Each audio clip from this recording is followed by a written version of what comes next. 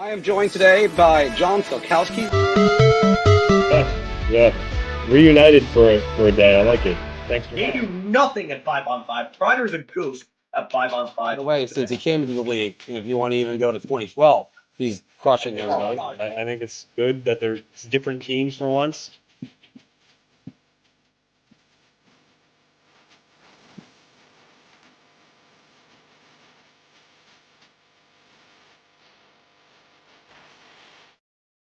Welcome back, everybody, to Big Apple Hockey. This is our 1,000th video on this channel, which might not feel like it to to two of you guys, but I do a lot more editing. So, oh my God, I'm going, how the hell? I got to 1,000.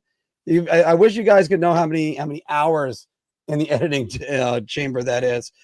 But it's been awesome doing this for the last this is year 5. Started with just me and Phil, Anthony coming on.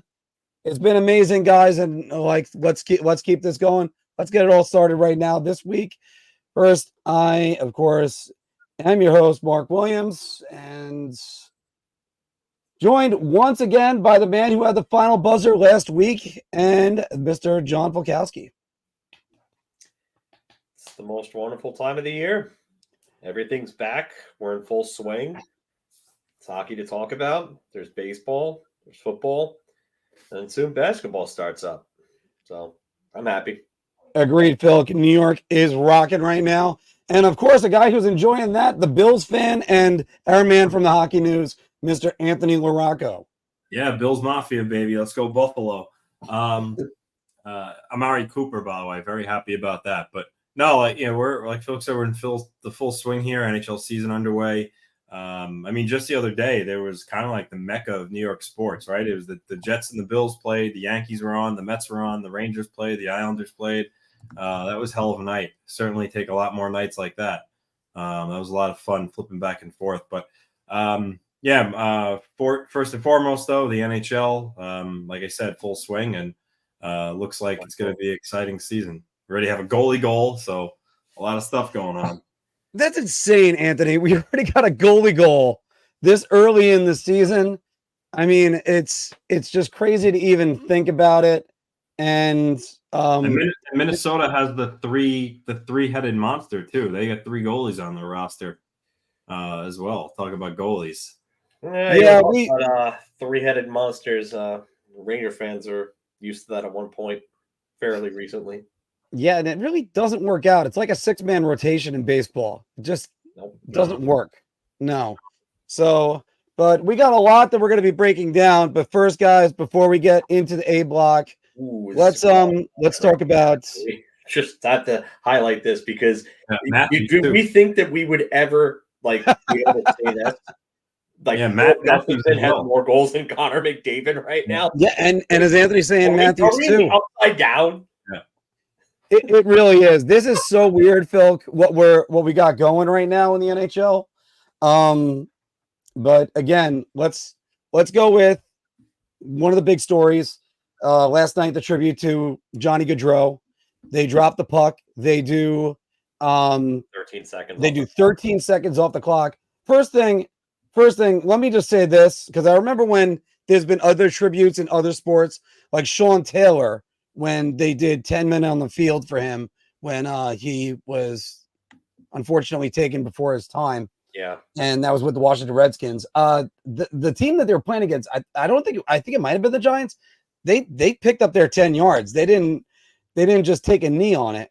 The Panthers then didn't do anything. Nobody did anything to let the 10 seconds go off. 13, and then right back to it. A great tribute, and they didn't start with a left wing. So yeah, I thought that was interesting. I heard about the 13-second part, and I was like, all right, that's pretty cool. It's definitely something we hadn't seen before. But then they had no left wing there, and you know what? Next step, put that number in the rafters. Please put that number in the rafters. I believe nobody's going to wear it in Calgary. I think they already said that, but why not? I mean, the guy was such a great guy. Yeah, no, and I understand Calgary doing it before Vegas because Calgary played the bulk of his career with, and he was honestly, when you think about it, his numbers are up there in terms of Flames history. Like he had some really, really good numbers for a long time with them. He was kind of like their guy, their face of the community for a very long time.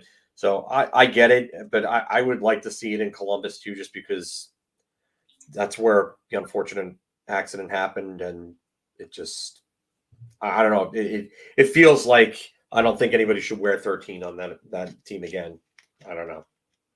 Anthony, what do you think? Should they retire it in Columbus? Yeah, they should. I mean, it's weird. They already have a banner up there, but I don't think it was an official jersey retirement. But I mean, it's already up in the rafters. They might as well make it a rule that no one can wear 13 anymore. So, yeah, I hope that's what they do. But I was I thought the pregame ceremony was well done. Definitely pulling your heartstrings, and for me, especially as a girl dad, when the banner was going up and Monahan was holding the son, but Gaudreau's wife was holding their 3-year-old daughter now, and she was kind of pointing up at the banner as it was going up, and that that broke my heart there. Yeah.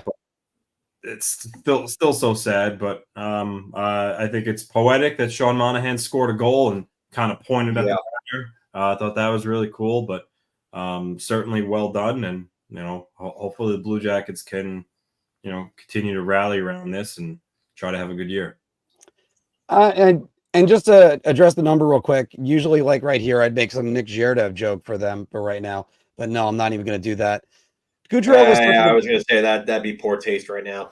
Right. No. Gaudreau was such an important transformative figure for that franchise, whether people want to acknowledge it or not. I know he didn't have that impact that everybody wanted, but he was the big free agent that ever signed to Columbus. That's huge. And yeah, I just wish he was I wish he was skating on that ice last night. So that's one thing. Guys, let's go to the A block where we're going to be talking about the Rangers and Islanders and their opening, and then shifting over to the rest of the NHL.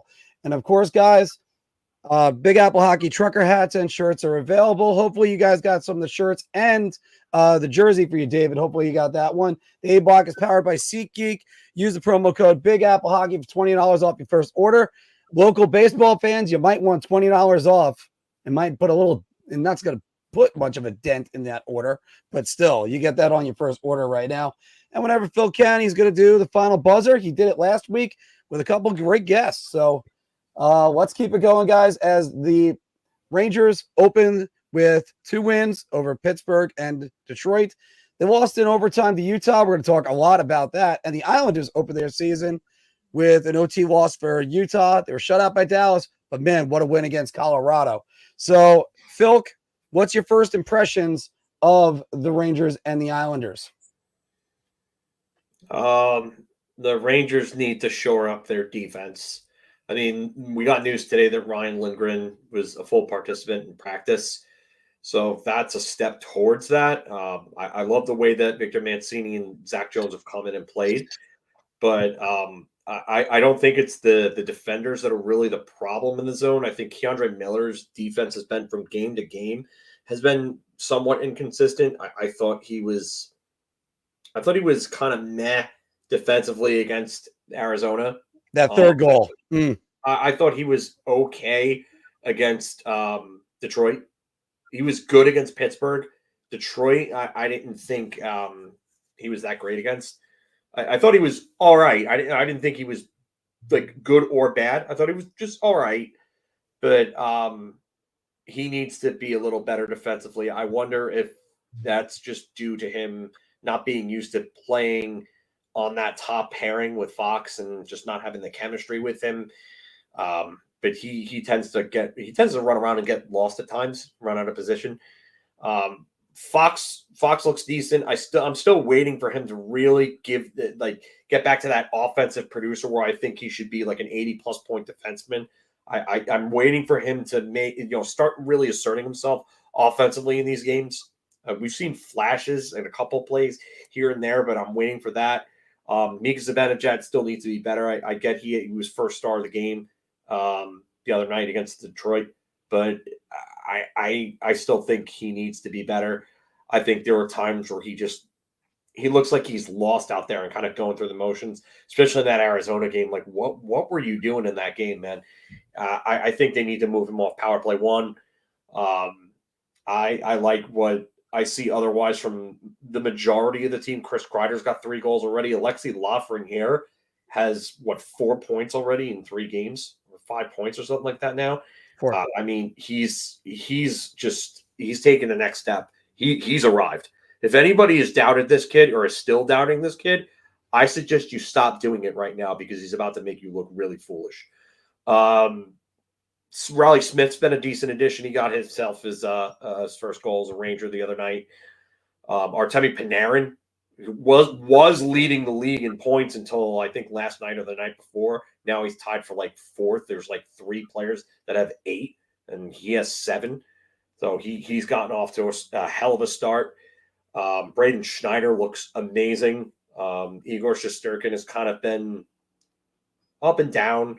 I thought he was good against Pittsburgh. Don't think he was tested nearly as much as the shot total would indicate. I don't think he was great against Utah at all. And then he had a little bit of a bounce back game against Detroit, especially in that second period where they were really sloppy.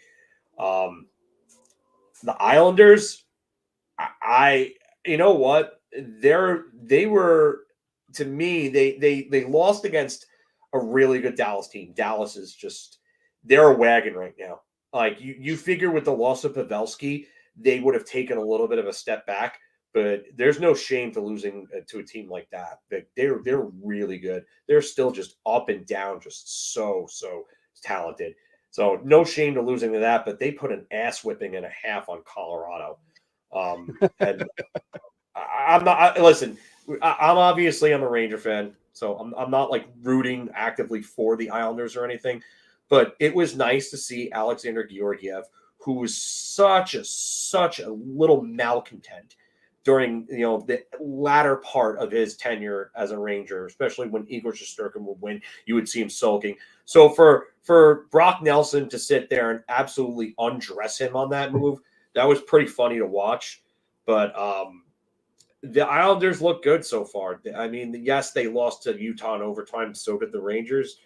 They beat Colorado. They lost to Dallas. But I think overall they've been in every game that they've played. So I don't think you can ask for much more than that after their first few games, considering who they're playing. Well, before I turn it over to Anthony, I just want to say this one. Alexander Georgiev, we're going to come back to him again later. But 3 games played, 0-2, 656 goals against average, 787 save percentage. Oh, my dear Lord. The only way to get those numbers is to move away from the puck. Anthony, start with the Islanders. What's your impressions of them so far this season? So I was there, home opener against Utah. I thought, I thought they played an okay game. I mean, some of the stuff from last year crept back in a little bit. They allowed 2 power play goals. They, blew a lead. Twice they scored shorthanded goal. Utah comes back, scores right away, and then Tsyplakov's first career goal, which was an absolute missile. However long, 20 seconds after, Utah immediately ties it. So that stuff was disheartening to see. But overall, I thought they played well. And, give credit to Utah. It's early, but Utah looks to be a good team. So there's certainly no shame in losing to Utah.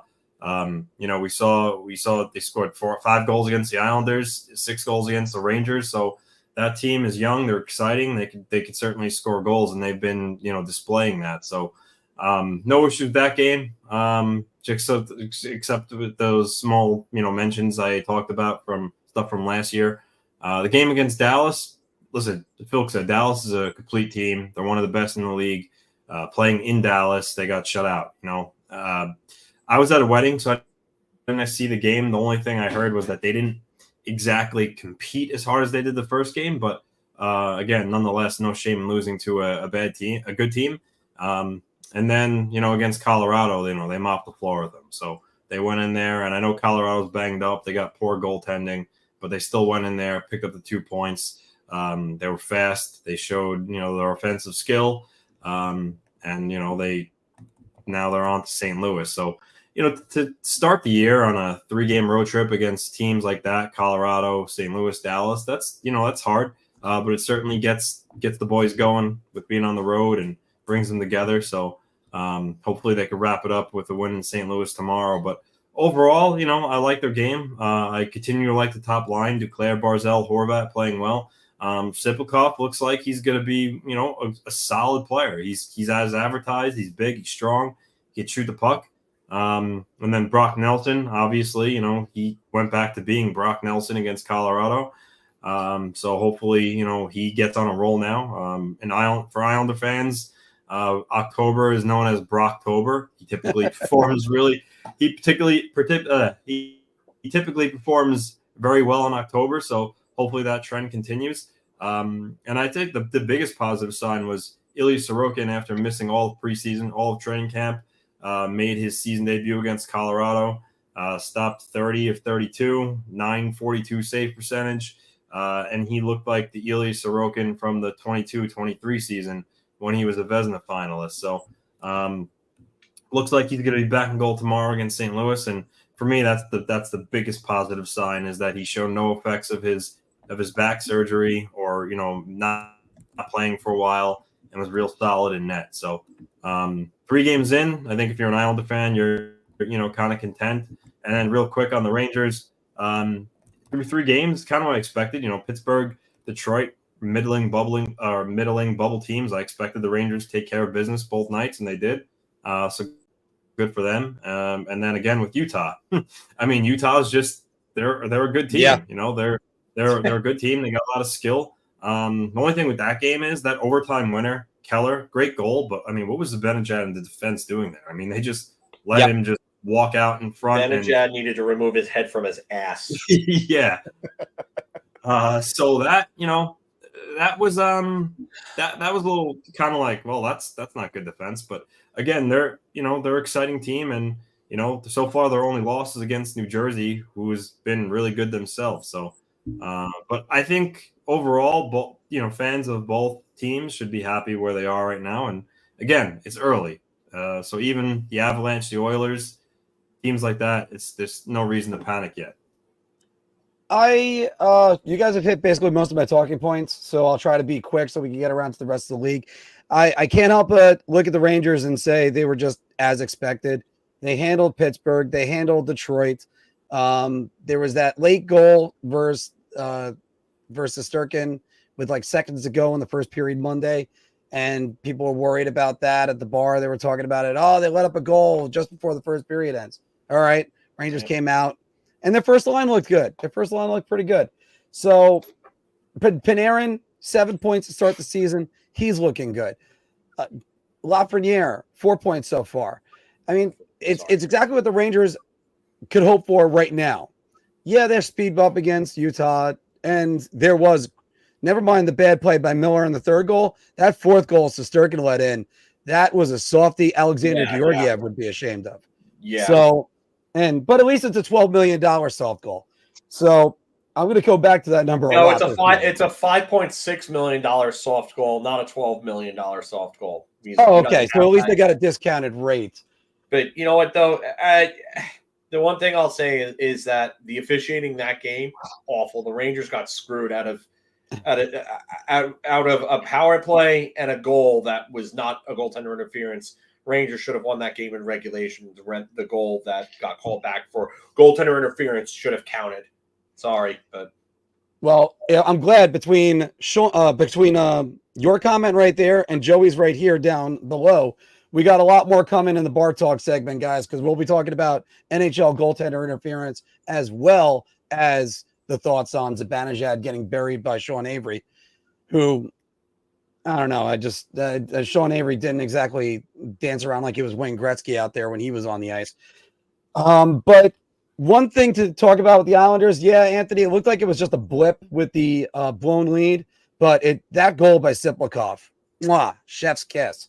And if he's got more of them he's got more goals like that in the quiver, he might have, as Phil would say, and I, because we're both big Legend Zelda fans, he might have the big quiver already.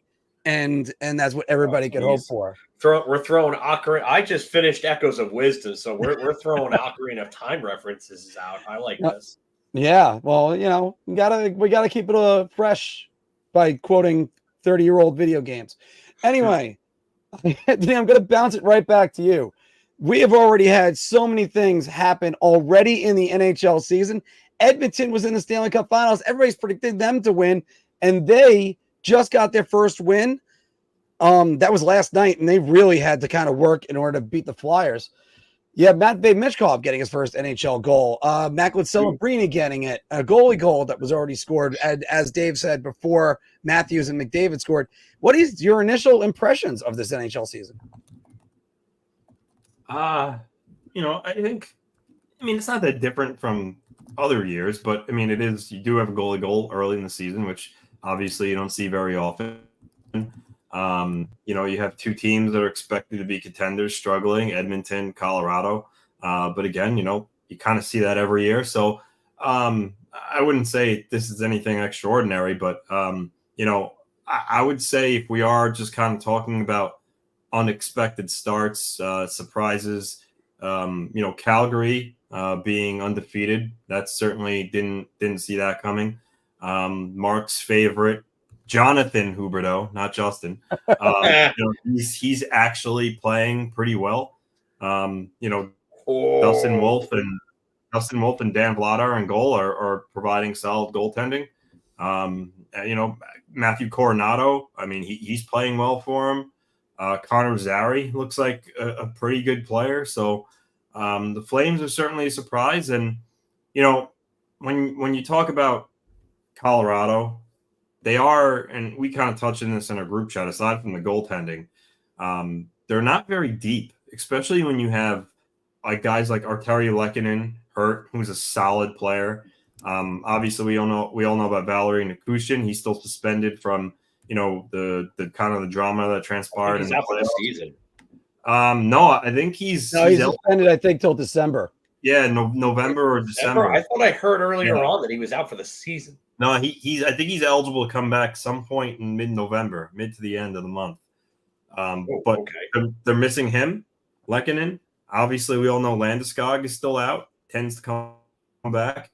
So those are three good players they're missing. And then just on top of that, they just don't have that much depth. McKinnon, Rantanen. What else is there right now? Callum Ritchie's a young player, but how much do you expect of him?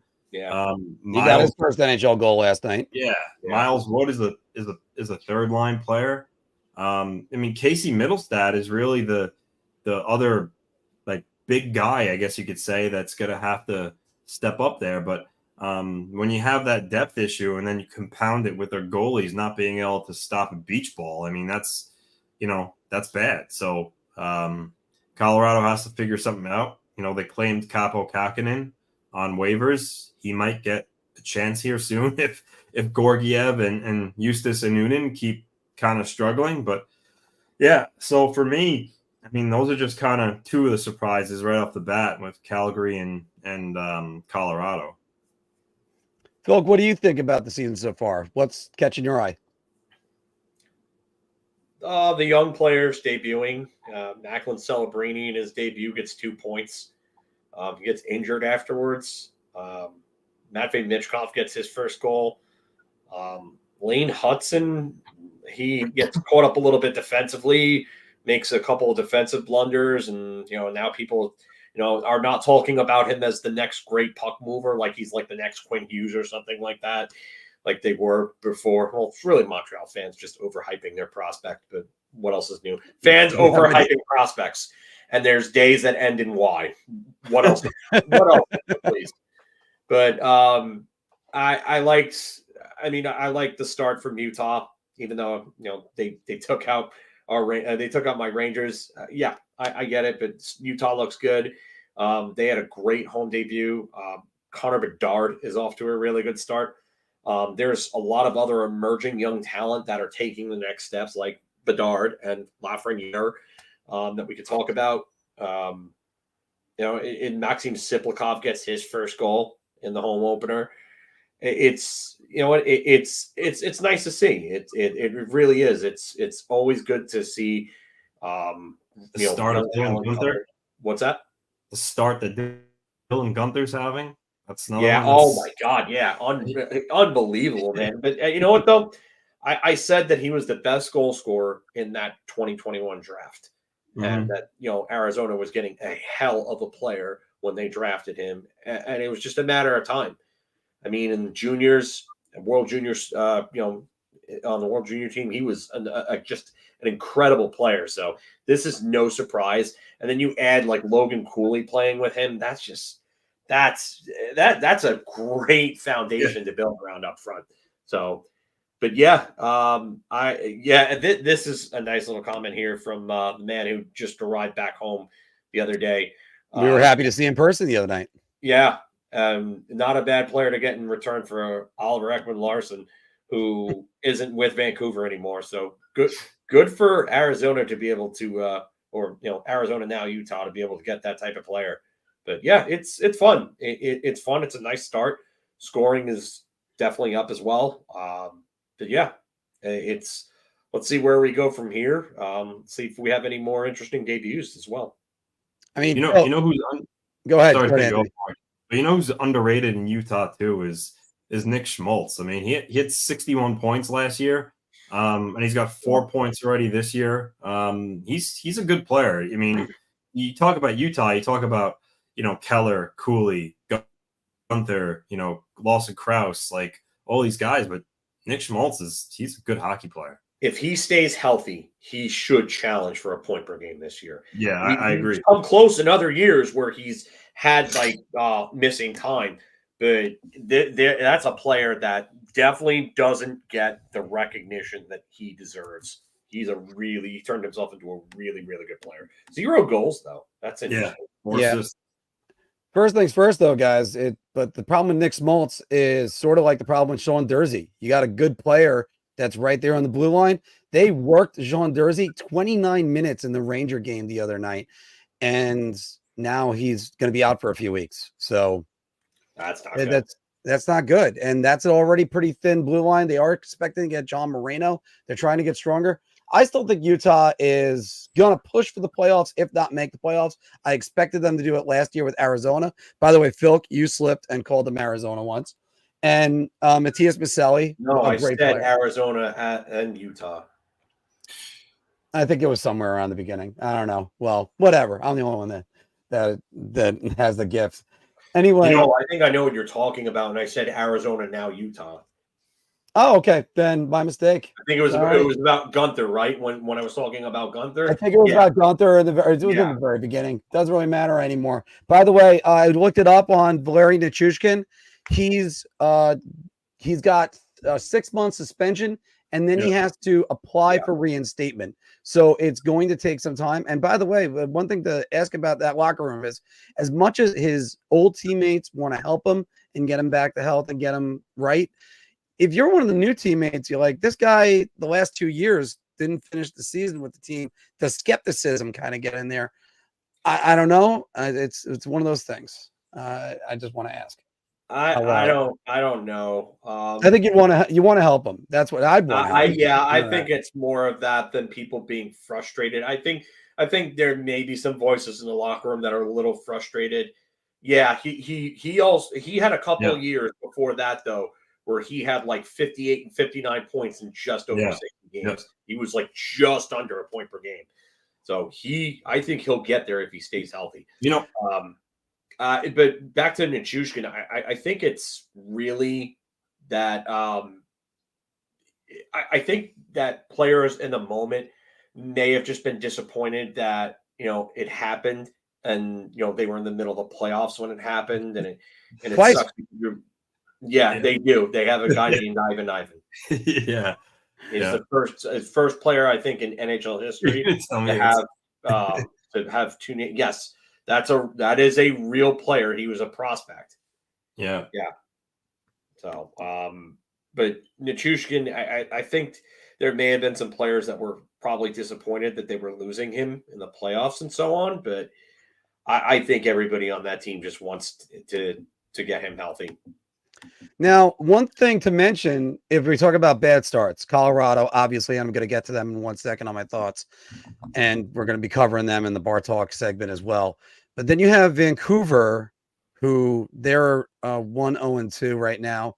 And where is it? 0-2-1. Anyway, Vancouver's off to a bad start. The Edmonton just got their first win. You'd worry about them, but then you remember they're in the same division as Seattle, which struggled mightily last year. They didn't make the playoffs after making the playoffs. Anaheim and San Jose, they're going to be fine. You got teams in the Central. I don't know. Colorado might be going home early this season if they don't get things together soon. And as Anthony and us, we've talked about it, guys. That's not a deep team. That is not a deep team. They're going to have to figure out what to do with that. And they still have to figure out how much they're going to pay Mikko Rantanen if they're going to keep him. So he might be the most attractive name at the trade deadline if that happens. So, oh man, could you imagine the bidding war that would ensue if Colorado somehow just ended up really shitting the proverbial bed, and they end up being I couldn't even put together words to think of to describe the bidding war I would hope that the Rangers would throw the kitchen sink to get Mikko Rantanen in there and be like, hey, you know what, Capo Caco, go have fun in Colorado. Whoever else they need to throw in there outside of Alexei Lafreniere. So, all right. And Anthony, final thoughts. Anything else you're thinking about or looking forward to? Well, first, quick point on Colorado. I don't think, I think their general manager, Chris McFarland, I don't think he'll let it get to the point where, the season gets away from him. Clearly Georgiev isn't the answer. He's in the last year of his contract. I'd be shocked if they brought him back. And Noonan's still 24 years old. I mean, he still could have a future as a decent backup, but for now, he's not the answer either. And then, Kakinen isn't either. No. I would keep my eye on, again, it's too early in the season, but I would keep an eye on Minnesota. They got the 3 goalies there. Jesper Wallstad is their future. Marc-Andre Fleury's kind of on the farewell tour. I mean, he may not want to move his family at this point. So Gustafsson. I think Gustafsson could be the guy that, if the Wilds can move and get a good return for, they could look to do that. And again, it's too early, but at some point, if Colorado is looking at acquiring a goaltender, I think you look to Minnesota, you see their 3 goalies on the roster, and, do they convince, Fleury to go there if it's looking like Minnesota wasn't going to make the playoffs, or do you push for Gustafsson? But I think my whole point is I think McFarland will look for an answer in goal, and I don't think he'll punt away the season if his goaltending continues to fail him. Here, but the only thing that I get where you're coming from with Kaprizov, with Minnesota. Well, Kaprizov, Minnesota. But, well, I'm sure Colorado will take him. Yeah, if you want. I think anybody with a pulse would take Kaprizov off your team. But Gustafsson, it's just I can't see them getting rid of Gustafsson unless things really go south for them. And I don't know if this team is bad enough to the point that they're going to go south. Kaprizov already has 6 points in 4 games. He has only 1 goal, but he has 5 assists. It seems like their young guys are really on the cusp of doing some really good things. Like Matt Boldy's a point per game right now. Matt Zuccarello's a point per game. Marco Rossi's a point per game right now. Brock Faber's got 2 points in 4 games. He's another one. And then you have guys like Marat Kuznetsov, Liam Ogren, guys that I think that are going to have a good impact on this team this year. So I just don't think that they're that bad of a team to the point where they're going to be out of it. I think they're better than St. Louis. They're obviously better than Chicago. Nashville's 0-3 start is really confusing. Same with Colorado being 0-3. I think those are going to be corrected at some point. But right now, do any of us really think that Colorado could end up being a better team than Minnesota if they lacked the overall depth to be able? I get star powers there, but they lack the overall depth that Minnesota actually has. They do, and I agree with you. I don't think Minnesota is going to be out of it to the point where they'll trade him. My point was with 3 goalies. At some point, does it make sense? You can't start all 3 guys. Do you want to get Jesper Wallstedt more playing time? You trade Gustafsson, and now you get him more playing time, and you have 2 goalies and not the unconventional. No, I get that. I just don't see how a team that's going to be fighting for a playoff spot is going to trade their starter in the middle of fighting for a playoff race. And I can't imagine them wanting to trade Jesper Wallstedt for anything less than a package that gets them like a legitimate top line forward or top pairing defenseman. I don't see it. It just makes no sense for their future if they do that. And then tack on top just everything that you guys are mentioning. We haven't even been able to get to any of the teams that you like the division. We're about to get to everybody in the Bar Talk segment, so don't worry about that, everybody watching. I mean, hell, you look at the 5-6 game that was at the Garden last week. Ottawa decides to top that Monday night and have an 8-7 game with LA. And LA, they're another team that's a little bit tough to read on. We got a lot that we're going to be covering. And the Panthers, no Alexander Barkov for a little bit. There was no problem. I think it was no Barkov, no Tkachuk. They just handled the Bruins pretty easily.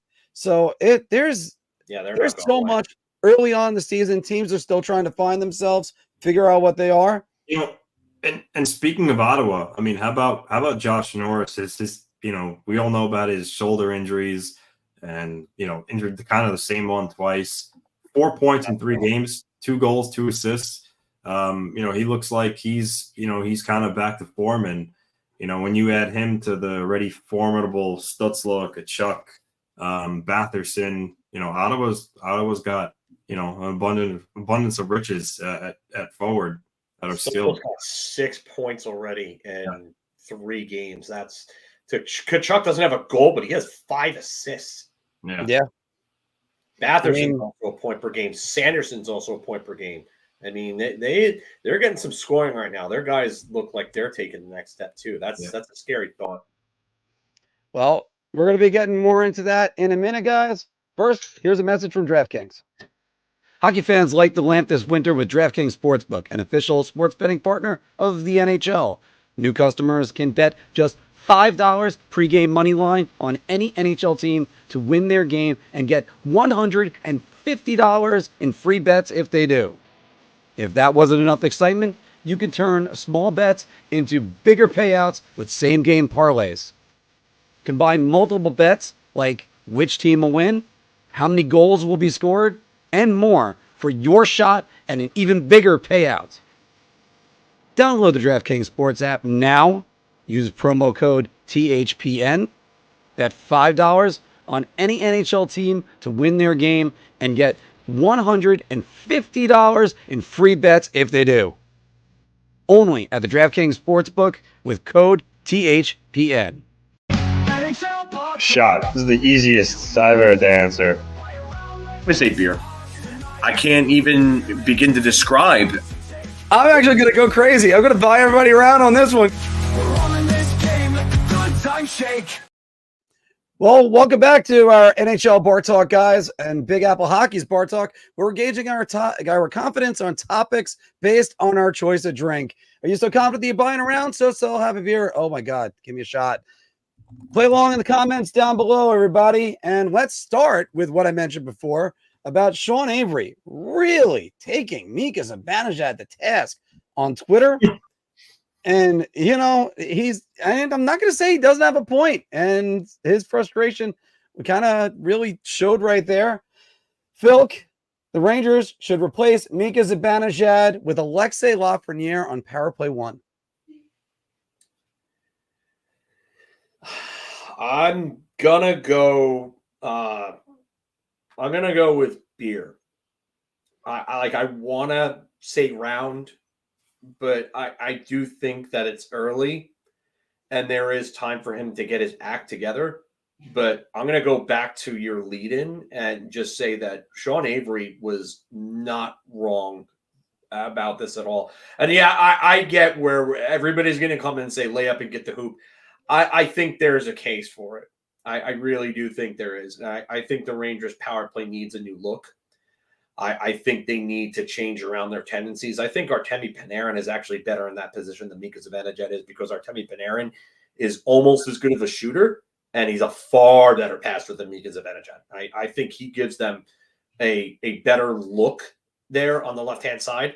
I think Alexei Lafreniere coming off the right-hand side with that lefty shot and his passing ability, I mean, you could still get Vinny Trocheck that bumper shot with Alexei Lafreniere passing in the puck as a left-handed shot there. So I really do think that Zibanejad needs to show more of a compete level. I think he needs to not be as stationary. I think that he thinks he's Alexander Ovechkin at this point, and that needs to change, because he's not that level of shooter.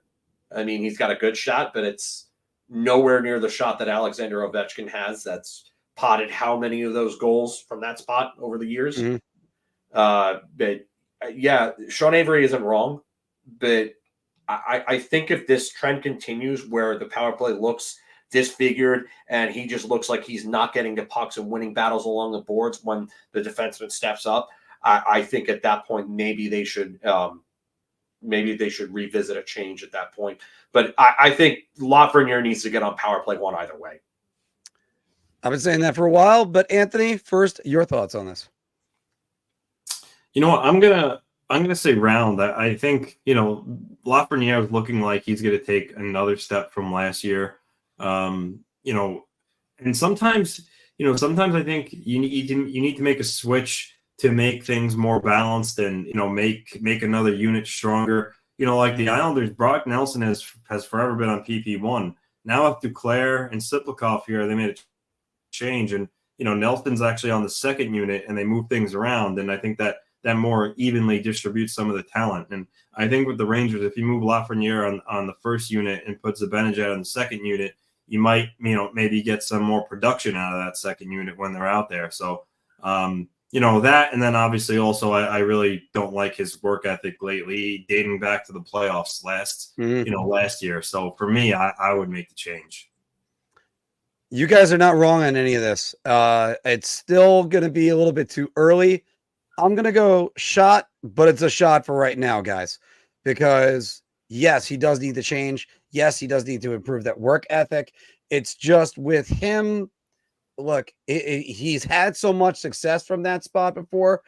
The Rangers do know they could switch it up. They can move Panarin over there. They can move Zibanejad to the bumper if they want. They can move Zibanejad to power play too and make two good power play units and not one. And you can do that now when you got Riley Smith in front of the net instead of whoever they were using in that position last year.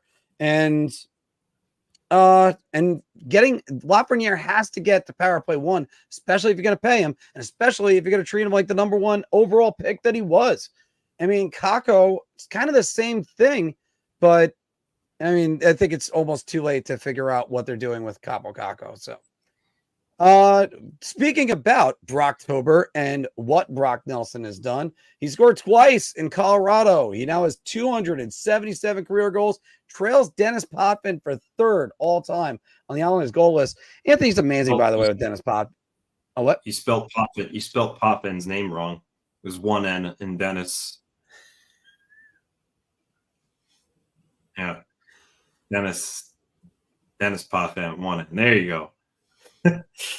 Anybody want to get the gift while I'm at it?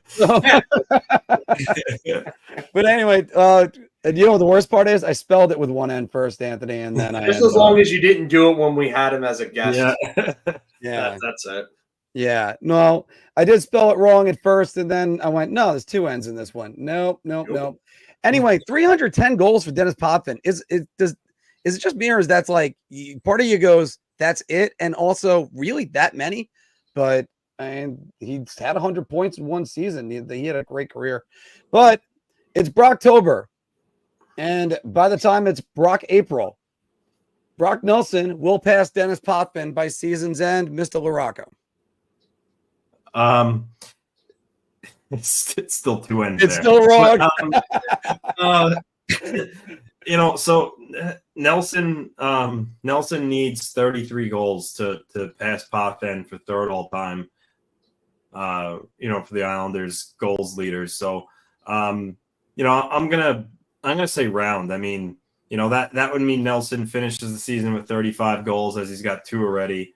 And that's where he's been for the last, couple of years, 35, 37, 36.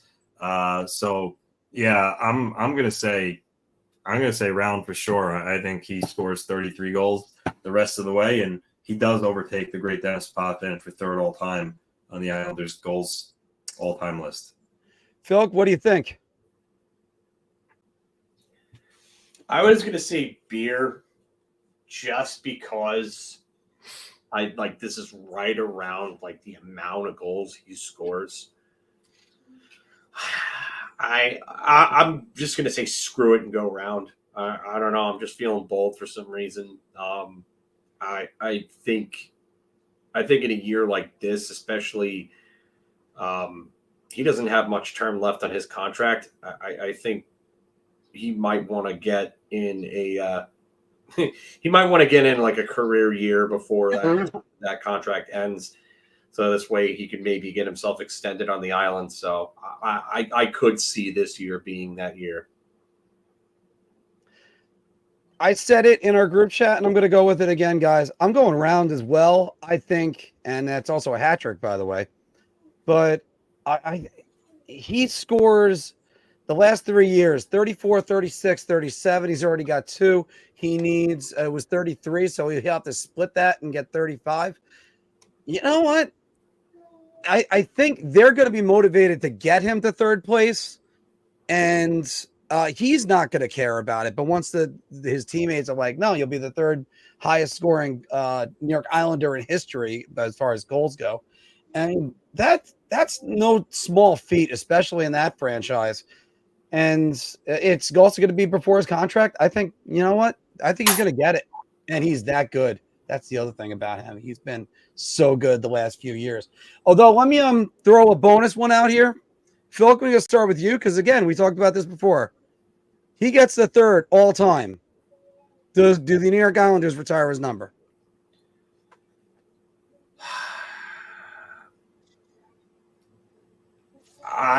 You know what? Just thinking about this, they retired Goring, they retired Nystrom, they retired Gillies, and these are guys that on their own don't have great numbers that would like sit there and make you think, oh, you gotta retire these guys' numbers because of Clark Gillies for his Islander career. I mean, he had 663 points and 304 goals. Like those are very good numbers. But the eye test would say something different, though. I mean, Clark Gillies. But here's the thing, though. Clark Gillies' career really kind of helped out by 3 or 4 seasons. Like he had an 85-point season, a 91-point season, a 78-point season, and a 77-point season. And then the rest of his numbers tell you that he's kind of like a middle six forward, if you will, or a complementary piece, up and down. But I think that Clark Gillies is somebody that he kind of exemplifies what the Islanders want from their players. They want players that have been a part of tradition and so on. And I mean, listen, I don't know. I get he won 4 cups, and that's a big part of why he's in the Hall of Fame. But they seem to value winning over individual numbers, and I don't think Nelson gets his number retired unless he wins a cup. I have a hard time seeing it just because of the precedents that they seem to set. Like if you're gonna retire 2 players that have the same amount of numbers, like in Gillies and Nelson, I mean, it doesn't seem like it's crazy to believe that they could be that far. Like Nelson is 534 right now. I mean, in his career, he'll probably pass Gillies points wise, I'd imagine. But one has a Stanley Cup, has 4 Stanley Cups, and the other men might not have one. So, I mean, I just think that they value, even look, Butch Goring, his numbers are not great. Like his number, Bobby Nystrom, another one. No offense to any of these guys, but you look at their numbers and you're like, what? How are they retired? And then you realize it's 4 cups. It's part of and winning. Part of it's winning. It's a winning tradition. The one thing I will say is that, like Nystrom, like Gillies, like Butch Goring, Nelson's a guy that's been a part of the Islanders community for a very long time, and he's been very involved. And like Adam Graves for the Rangers, the numbers don't pop out to you, but that might give him a bit of a leg up there. That was actually the metaphor I was going to use, and I'm going to let Anthony take up a minute on this about Gillies and Adam Graves, how much they meant to that, just the community, but on the ice, and just everything that it encompasses being a player. I still have a friend of mine who was one of the GMs at UBS, and she always talked about how much it was always a pleasure to see Clark Gillies all the time. And I do think the Islanders need to loosen up their restrictions a little bit and start honoring some of the guys in the past. Get Pat LaFontaine honored. Get Pierre Turgeon honored. And I mean, and Brock Nelson, I think he deserves to have his number up in the rafters. I see to you, Mr. Laraco. Yeah, it's tough because, you know, if he – I mean, let's face it, if he stays with the Islanders, he's definitely passing Potvin for third all-time in goals and might even, like we said, might even do it this year. And then points. You know, he'll probably move up all the way to 5th in points all time if he stays for the next 4 or 5 years. So depends what they want to do. I mean, is 3rd all time in goals and 5th all time in points good enough to get his number raised without a cup? I don't know. I mean, I guess that would be ownership's decision, or, you know, whoever's the GM long after, you know, Nelson's retired. So it'll certainly be close. There's no doubt that if he doesn't get retired, he'll definitely be in the Islanders Hall of Fame. Because remember, the Islanders have a separate Islanders Hall of Fame where the numbers aren't in the rafters; they're just recognized elsewhere. So, but yeah, I mean, winning a cup would seal it. Then I think he would definitely get his number retired. But no cup. It's, you know, it's borderline. It's really up to. It's really up to the organization, but I certainly think there's a case for it either way. We're going to move on to the next segment in a second, but guys, I made this point before that too many franchises, they just, like the New York Mets, they wouldn't put somebody's number up in or retire it unless they were in the Hall of Fame, and Seaver and Piazza. In the meantime, you have great players that went through there. Keith Hernandez, Gary Carter, Jerry Kuzman. I mean, hell, Willie Mays played for them. He had an agreement that they should have retired his number. They didn't do it. Sometimes it's just you just retire the guy whose number means something to the franchise, because then you see somebody else wearing it. Like if another New York Yankee wore 21, you kind of looked at it like, a what? That's Paul O'Neill's number. Or, I mean, obviously in Bernie Williams, obviously that's another one, but it's just retired numbers if they, whatever they mean to your franchise. All right. Speaking about guys whose numbers are going to be in the rafters, and an easy one, number 71 is going to be going up the rafters soon enough. Evgeny Malkin this year, he's got 7 points in 4 games. For sure. And what? I said, yeah, that's happening for sure. Okay, good. I thought I misspelled something again. No. It absolutely that number is going up the minute he retires. And as well it should, by the way. Yeah, and Evgeny Malkin will reach 90 points for the first time since the 17-18 season. Anthony, take this one start off. He's certainly off to a hot start. You know, Pittsburgh is 2-2, so they're kind of just honestly a little better than I expected so far. I mean, I still think they're going to miss the playoffs, but you know, again, it's early. With that said, I mean, he's an older guy now. It's some miles on there. I'm not sure if he could continue the pace. But then again, you know, he's a generational type of talent, and you know, I can't count him on either. So I'll say beer. But I mean, if you're a Penguins fan, it's certainly encouraging to see Malkin playing at a high level, because the last year or so, it kind of looked like he's slowed down a little bit. But for this year, so far so good. Phil, what do you think?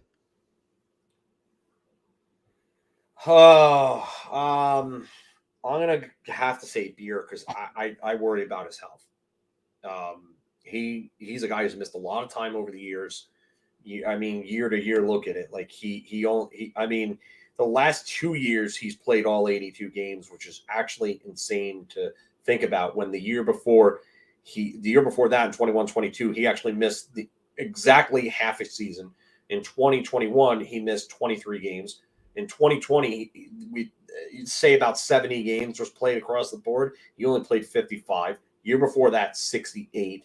Then the year before that, in 2018, which was the last 90-point season, he almost had 100. He probably would have had 100 had he not missed those 4 games. That's when he had the 98-point year.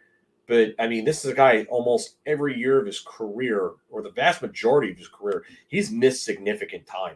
So I worry about his health. It seemed like in years past, in previous years, that like he kind of burned out a bit down the stretch. So you would wonder about the conditioning, and see how it is. He definitely looked like the last time he was in the playoffs, he looked like he was like slow and sluggish. And so maybe the conditioning wasn't there and now it's there again. But I worry about the health. So I'm going to say Beer. If he stays healthy, he can definitely do it. He's just that talented.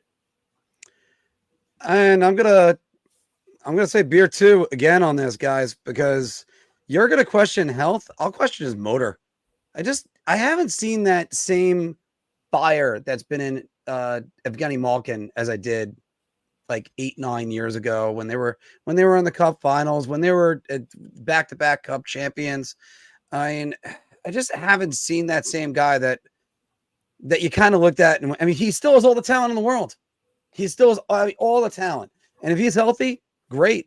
But, it's kind of what happens. Just you get older, you got nothing else that drives you. And I definitely think he wants to be where he is. I think he wants to succeed. Do not get me wrong with all this. Just that passion, I don't see it in Evgeny Malkin as much as I used to see it.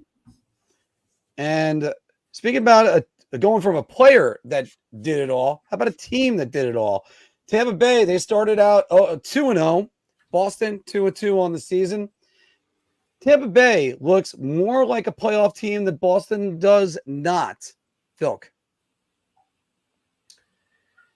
For the additions they made in players like Elias Lindholm and Nikita Zadorov, you thought there would be improvement there, but Elias Lindholm looks more like that 180-point season is more of an outlier. Like he's got 5 points in 4 games, which is nice, but he doesn't look like a facilitator to me. He looks more like a complementary defensive center that can give you offense with the right guys. And I don't know if this production lasts for him. I don't see it. Losing Jake DeBrusk hurt them. They don't have a lot of offensive depth. They don't. And they lack on the wing. They really do. I don't think that they're going to be bad. But when Mark Kastelich is tied for team lead in scoring, I don't think that's a good sign. I get David Pasternak's got 3 goals and 4 points in 4 games, but the guys that are really producing for them right now are not named that you expected to see. Kastelich, Cole Koepke, John Beecher. John Beecher was one of their top prospects, but John Beecher was almost thought of as a bust before this year. So, I mean, a lot of people are probably still in the jury is out type situation yet. So, I mean, Tampa, that's a different story. I have my cousin texting me because he's been listening to us the last few weeks, and he's a big Tampa fan. He's down in Newport Richey, Hudson Beach area. But he's waiting for me to give Nikita Kucherov his flowers And I'll tell you right now, if this continues with Nikita Kucherov 5 points in 2 games, we're going to be probably seeing a Tampa team that's going to make the playoffs because they still have the firepower up front to do it. Braden Point is still very good. Nick Paul's got 3 points in 2 games. Victor Hedman is over a point per game. Gensel's got 3 assists in 2 games. Sorelli's a point per game. Hagel's a point per game. They still have the weapons to get it done, and they still have Andrei Vasilevsky, who, although I don't think is the Vezina caliber goalie once was a few years back, is still a very good goalie and can get it done behind, to me, what is an improved defense with, even though they lost Sergachev, they bring in Madonna, they bring in Moser. There's more depth there. So maybe this Tampa team is better than we all thought. And just like how we used to try to write off Pittsburgh or the Devils in previous years and say, oh, here's the downfall. Maybe we're in that mode where we're writing off Tampa a little too early. Anthony, what do you think? I mean, right now, I would say it's around, but you have to keep in mind it really is still too early. Like with Boston, like Jeremy Swayman, his save percentage right now is .893, which clearly isn't good. But you have to imagine that that's going to change. Like I mentioned before, on the opposite side, Sorokin didn't show any really rust from missing all the preseason in his 1 game. Swayman likewise missed all of preseason, all of training camp, and 3 games in, he's got that .893 save percentage. So I would have to imagine once Swayman shakes off that rust and finds his game, that Boston will be fine. So I wouldn't necessarily worry about it, but I think a lot of Boston's struggles right now is that they're not getting the goaltending that they did, in years prior when they had Ullmark, Swayman. But with that said, I do expect Swayman to eventually find his game. Yeah, but you know what? I'll add one thing here.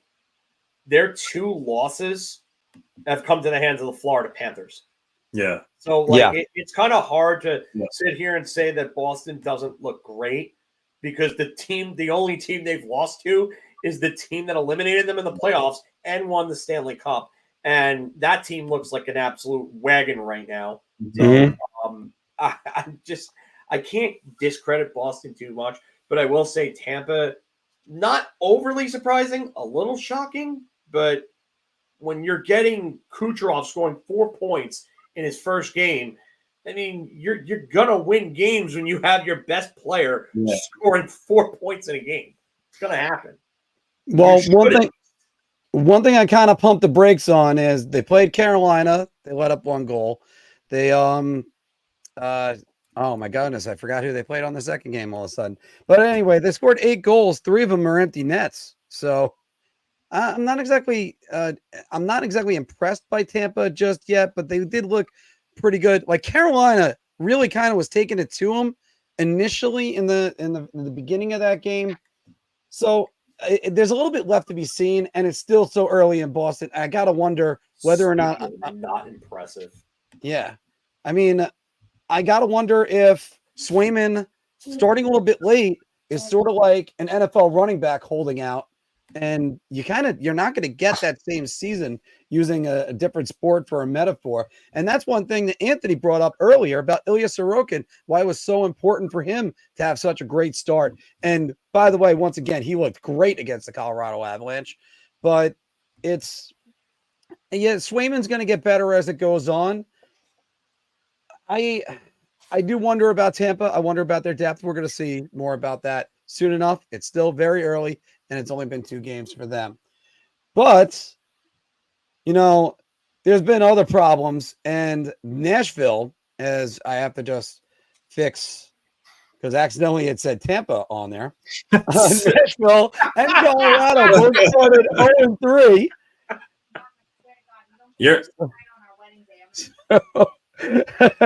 No, I am going to hold on. I got to address one thing. I am definitely getting your name right on our wedding day.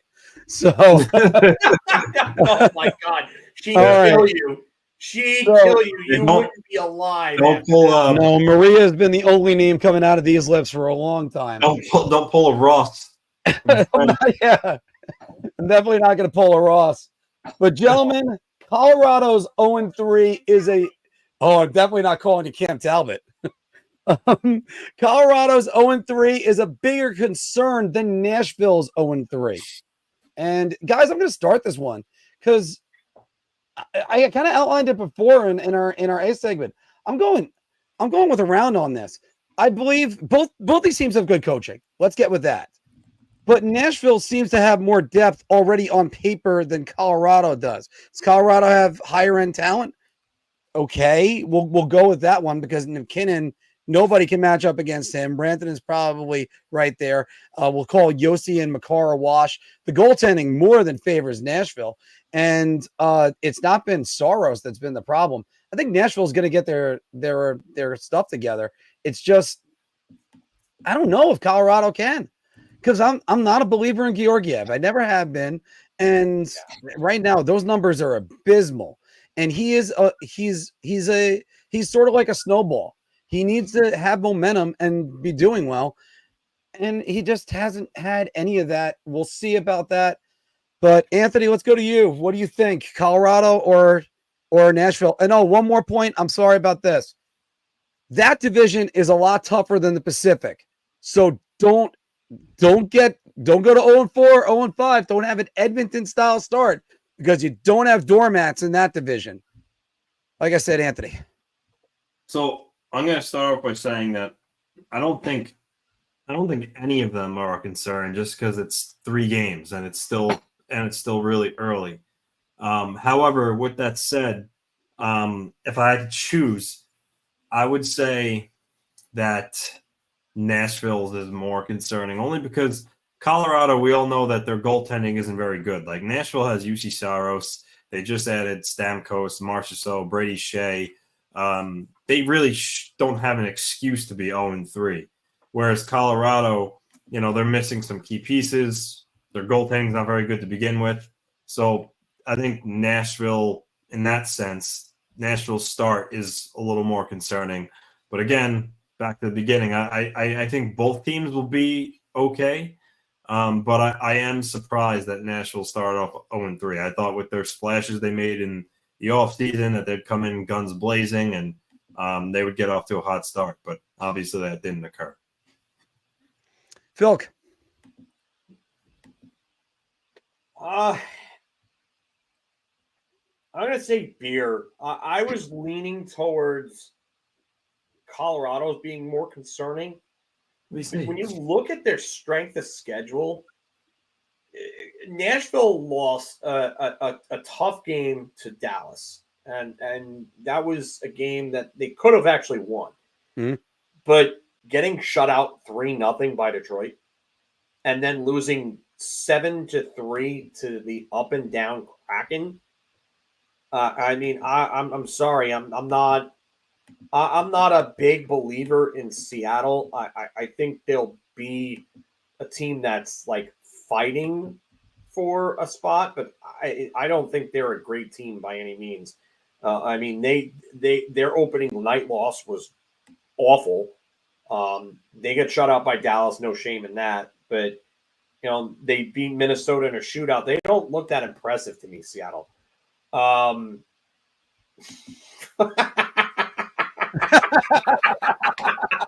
put that in the chat before. I wanted to see that. Oh my goodness.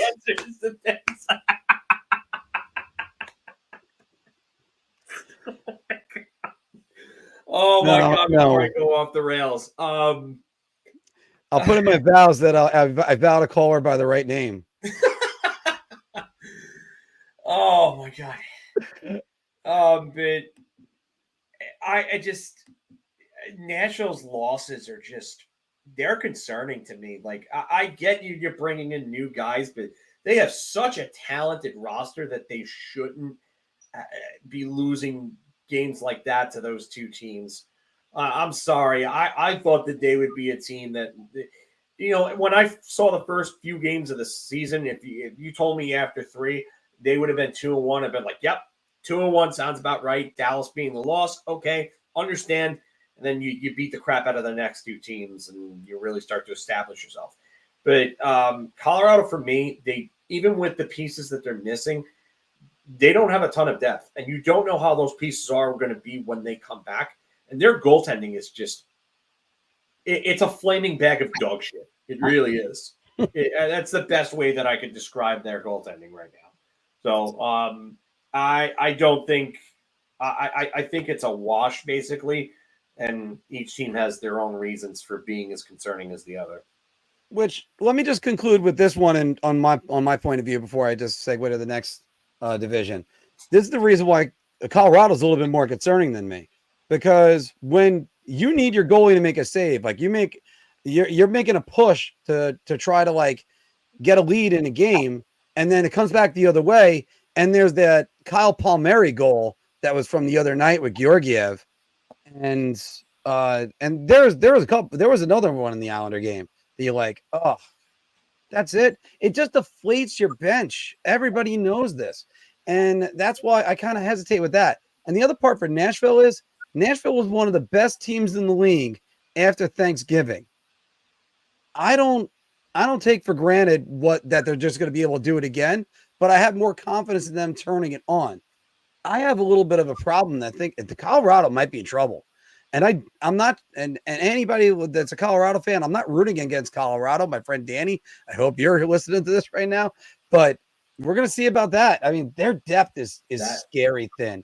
Yeah, I mean, can that Forsberg, O'Reilly, Nyquist line go on the run that they went on to end that season again? I mean, that is a question, but at least they have guys like Stamkos and Marchessault and Evangelista in that top six that can help round that out. Tommy Novak's another one that could give you offense in the middle six. They've got guys that can put up the points there.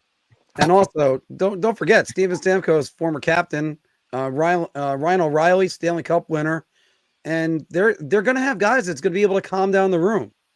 I mean, obviously that's the same thing a little bit in Colorado, but Nashville's going to get better. I just firmly believe that one. One team that has been a surprise, and we can't believe it, is the Calgary Flames. They're 4-0. I thought they were going to be much worse. And Vancouver, 0-2-1. Phil, starting with you. Calgary is more likely to miss the playoffs than Vancouver. Hold on. Vancouver's 0-1-2. They're not 0-2-1. 0-1-2. Sorry. Yeah. I mean, I want to kind of say round here just because it's an unexpected start, and it's obviously not sustainable going undefeated. But the teams that they get a big 6-5 win over Vancouver, which is actually that's an opening night litmus test for them. That's a big one. Edmonton is kind of in a tailspin right now. They beat Chicago, which is not really a great team yet. Phillies, you don't know what you're going to get from them because they're a mixed bag. They're 1-1 right now, and you don't know what you're going to get from them anymore, just because it's a Tortorella team. They'll work hard every night, but they're not a great team. I'm not sold on Calgary. I'm not, and I think Vancouver, they're going to make the playoffs. I expect them to. It's just Calgary. I don't see it. I don't see it at all. So yeah, I got to go round here. I think. I mean, Rasmus Anderson is co-leading them in scoring right now. No offense to him, but that's not who had that on their bingo card. Connor Zary, okay, like I get it. He's there. Martin Pospisil's got 5 points in 4 games. Menko's got 5 points in 4 games. Mantha and Kadri are both point per game players. Hot start. I could see it slowing down. I think they'll likely miss the playoffs unless Huberdeau is back. If Huberdeau is back, okay, then that's another story because that's a franchise winger right there that can give you anywhere from 85 to 100 points. So, but we have to see that this is more than a hot start from Huberdeau, though. Anthony, going over to you. Who's more likely to make the playoffs? The 4-0 Calgary Flames or the 0-1-2 Vancouver Canucks? That now I have the record right. I am going to say that the Canucks are more likely to make the playoffs and the Flames are going to miss. I know the Flames are off to a hot start. The Canucks aren't. but I still think the Canucks are the better team. They got the firepower between Besser, Pedersen, Quinn Hughes, JT Miller, they're Carden Garland's. But the caveat is Thatcher Demko. When is he going to come back? And can Arthur Silovs kind of hold down the fort? The only I do like Calgary and goal better, even though Dustin Wolf is younger and unproven. At the AHL level, he was incredible. He looks like that he's going to be their guy going forward in the future. So I like him in goal over Silovs, but overall in general, I still think Vancouver's the better team. I'm actually still going to go round on this. I'm going to join you on that one as well. I do agree with Phil. If Huberdeau's back, and this is Jonathan Huberdeau, not the fake guy Justin, who's been playing there the last 2 years. Silly ass Mariota. Yeah. If Huberdeau is back and playing like an MVP candidate, and I kind of hope so, because he's been trying to find himself in Calgary, and it's been a long road. So now, if that's what happens, Calgary, then they're in good shape. There's a couple bad teams in that division, and they can kind of capitalize on that. I'm going to go with two caveats. Anthony, you mentioned Thatcher Demko, so I don't have to go further into that one. But if you look at Vancouver's stats from last year, they were tied for the best in the league in shot percentage. I guess goals, on goals. I mean, if that drops a little bit, maybe some pucks don't go in, and a full season of Arthur Silovs. I mean, maybe he's not ready to be the starter. We'll see about that. It could backfire on Vancouver, and they might not be able to overcome that. Again, it's time will tell on that. The other thing to mention is Utah. When they were Arizona last year, they hung around until mid-January.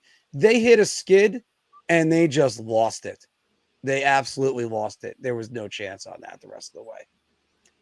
Guys, there's been several questionable goalie interference calls, and this one's kind of in a gray area. I brought up the one that Ranger fans would want to talk about, is Matt Rempe. With the NHL can't determine goalie interference properly. Phil? Actually, wait, Anthony. Sorry. I mean, we've talked about this before. We keep going back to it. I know. It's the answer is the same. The answer you're going to get is the same from me. It's yes, they can. It changes. It changes all the time. What's goaltender interference on a Monday night isn't goaltender interference on a Wednesday night. It doesn't make sense. You go back to the playoffs with Sam Bennett. His goal against Boston, essentially pushing him in Swayman, and he scores. Everyone thinks that's going to be waved off. Oh, there's no way that can't be a goal, and it stands. So it's like it doesn't make sense on any level. It's too inconsistent.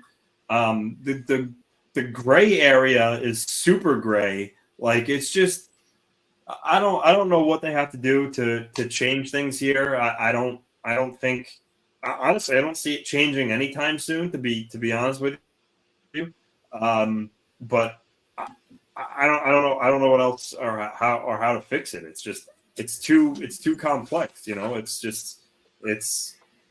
not playing in the same ballpark here, and that's the best way I could put it here. I don't know. Sorry, Anthony. Goaltender interference is like strike zones in baseball. Like you don't know what you're going to get each night. You really don't, and it needs to be determined. There needs to be clear-cut verbiage, and because they're not abiding by it. Like one night, like the Rangers have gotten screwed on so many goaltender interference calls that, by their definitions, by the same words that they used to determine that Matt Rempe's goal wasn't a goal. Fuck Wes McCauley, by the way. I don't care. You can record that one for all I care. You can put that in a soundbite. I don't like that guy. I don't. I think he's a joke and he needs to retire. But he's been doing this to the Rangers for years. I knew that one was getting called off as soon as I remembered that it was McCauley there. And you know what? It's just I've seen him call that a goal for other teams. It's like it's just there's no consistency to it, and it's not just him. It's every referee. And it's also Rempe. It's Rempe, and the minute they target Rempe so badly, it's not even funny. So they need to. You know what? If you're not going to call it consistently, don't call it at all. Don't call it at all. It's like the kicking motion plays. You don't know which ones are going to be called off and which ones are going to go in because there's no consistency to them. Okay, then let them all count at that point. Why are we even bothering? It's stupid. It's stupid. You thought things were going to change after the Dwight King incident. The NHL apologized over that summer because they realized they got it wrong. But you know what? It's enough is enough with this crap. It's tiring. It's old. It's boring. We keep going back to the same discussion because they can't do their jobs properly. Then maybe there needs to be an overhaul in the NHL officiating department. Yeah, and 100% on that one. And I'm going to go right there with this one. The fact that they even had to take a long time. Did you guys see the Arvidsson one from Saturday night? Where basically, oh my goodness, that one was egregious. And they had to actually go to replay for it. And there was a question on that one. Michkov sort of pushed the pad in last night. And they tried to argue about that being interference. And they ended up calling that a good goal. That one I don't know about. There's already been a bunch of these. And then on top of it, then you have the play with Will Cooley where Connor Graham comes out of the net and runs into him. What's he supposed to do? Connor Ingram. Sorry. You know the ones I don't like is when the goalie comes to the top of the crease. You know, they kind of explode out to face the shot, which clearly that's their job. That they're allowed to do that. But thing is, they come out to the top of the crease. And the opposing players have the right to get in front of the net and stand in front of the goalie. So when the goalie gets to the top of his crease and you have a player that's literally like right outside the crease, they get so close to each other that there's bound to be some contact. And I get that the goalie has the right to that space, but when they come out to challenge a shot, the player is also allowed to stand in front of them. And I feel like when that happens and there's incidental contact, it shouldn't be waved off because it's not the opposing players, it's not their objective to hit the goalie. They're standing in front of the net. The goalie comes out to the top of the crease, and in most cases, you have a defenseman that's there as well, right? And it just convolutes the area, and there's contact. But I don't think any of it is ever on purpose. I mean, sometimes it is, but those are the instances where there's barely contact, and they wave it off because they say the opposing player impeded the goalie's ability to make the save. I don't like it. Yeah, right. My biggest problem with the two calls in the game against Utah was that one, Connor Ingram initiated the contact with Rempe. He's at the edge of the crease. He has a right. Oh, his skates in the blue paint. Are we going to bring back the rule from the 90s where your foot couldn't be in the crease? Is this Brett Hull 99 versus the Stars all over again? We're going to go back to that? Is that what we're saying? Because if that's going to get called off for that, then that's basically what you're telling us. You're telling us that you can't have a foot in the crease when the puck goes in. That it's stupid. You're basically bringing that rule back, but you're doing it indirectly.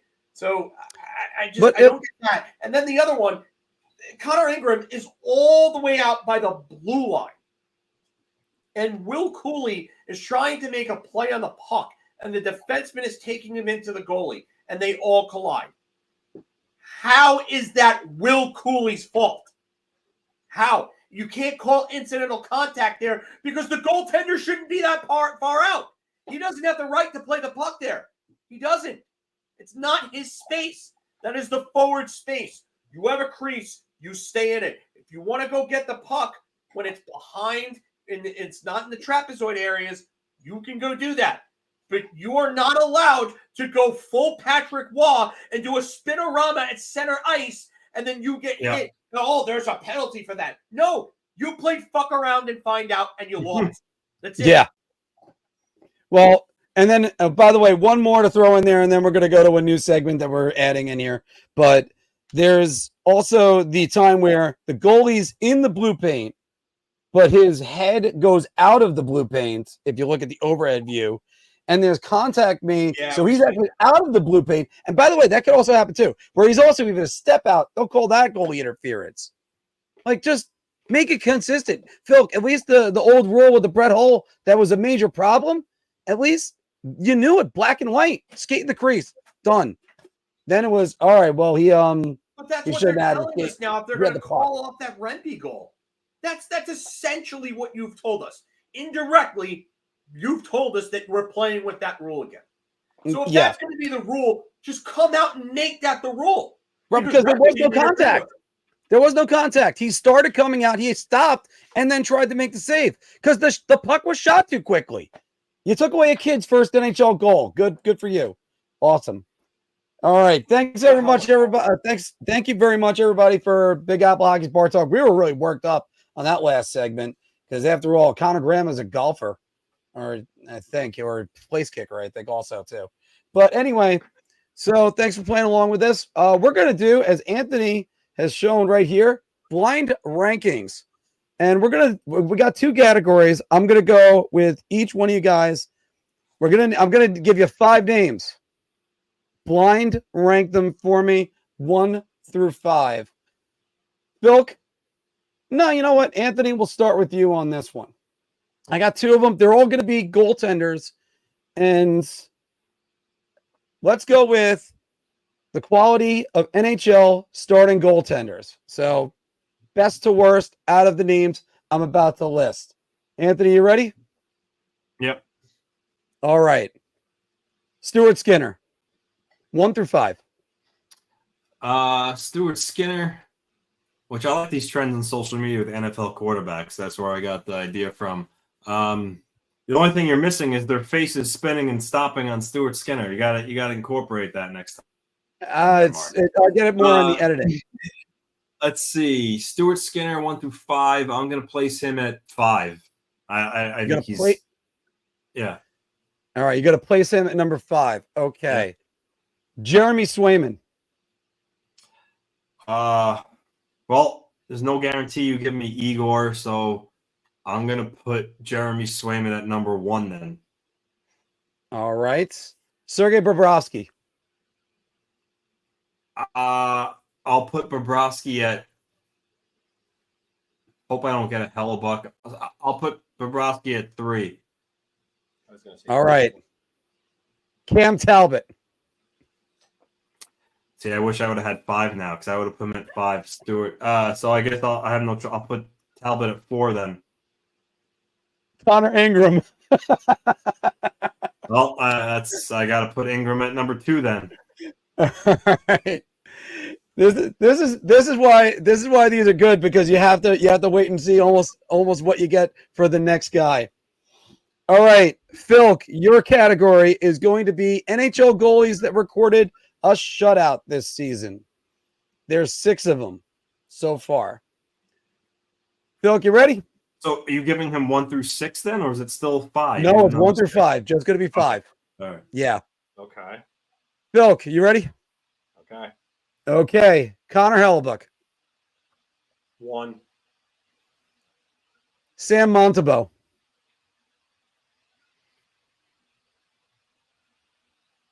5. Jake Ottinger. 2. Igor Shesterkin. Fuck you. Gotta go with 3 then. Yeah. Cam Talbot. 4. Yeah. All right. You know what? This was great. All right. Anthony, thanks for the encouragement on this one.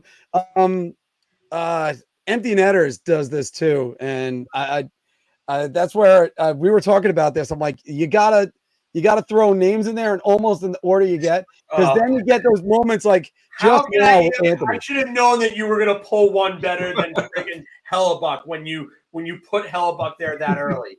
So I should have known you were gonna do that.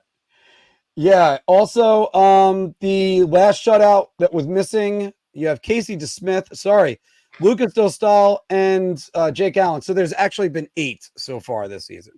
So there you go. We'll do a couple quick name that players. And let's start with this one. I think you guys are going to get all these. I think some of the viewers might not, but here we go. This guy started his career with the Vancouver Canucks. He moved on to Florida, and then he know who it played is right away. Alex Ald. Yeah, It's Alex Ald. that was Yes, good call, good. That Phil. was good. Good call. I didn't have it yet. Yeah. I saw the teams line up, and I saw that all I needed was just that Rangers one near the end. I was like, "Yep, it's all." Well, let's go. These are all goaltenders. I kind of went with the theme on goalies today, and let's go to this player who hold on, got it right there. He started his career. Al Montoya. Nope, it's not. Started his career with the Phoenix Coyotes. He moved on to the New York Islanders, the Winnipeg Jets, Florida Panthers, Montreal Canadiens, and ended with the Edmonton Oilers. 11, 12 Islanders, 10, 11, 11, 12.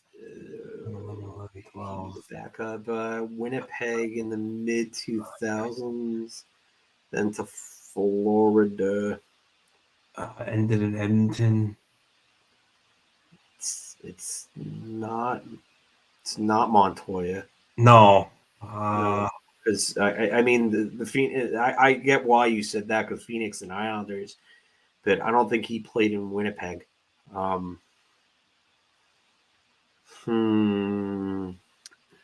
See, I don't like doing this right here because I need to get another thing for this so that way Anthony isn't always covered whenever we do that, or the bottom guy isn't always covered. Yeah, there's got to be a way for you to move that. Yeah, no, you can make custom banners on StreamYard. Yeah, or maybe put it up in the top right corner instead. Well, no, that is what I'm doing. The other one to do with that is but you guys are gonna get a smaller window to look at.